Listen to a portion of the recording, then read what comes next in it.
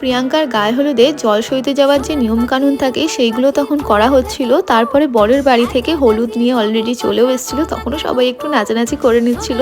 তারপরে এখানে বসে প্রিয়াঙ্কা আলতা পরছিল, কারণ তখন ওর আলতাটা পরা হয়নি। তারপরে শুরু হয়েছিল গায়ে হলুদের যে অনুষ্ঠানটা। এই অনুষ্ঠানগুলো দেখতে কিন্তু সত্যি খুব ভালো লাগে। বিয়ের দিনের সকাল বলো কি বিয়ের অনুষ্ঠান, আমার তো বেশ ভালোই লাগে। তোমাদের কার কার ভালো লাগে অবশ্যই কমেন্ট করে জানিও। যাই হোক, তারপর জেম্মা বরণ করে নেওয়ার পর বরের গায়ে ছোঁয়ানো হলুদটা প্রিয়াঙ্কাকে লাগিয়ে দেয়।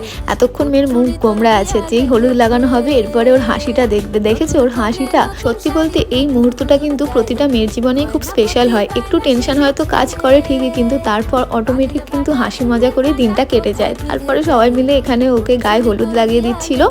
যাই হোক, তারপরে ওর ফটোশুটও হচ্ছিল এখানে। এবারে একটু হাসছে, তাও সবাই মিলে পিছনে হলুদ মাখামাখি করছিল।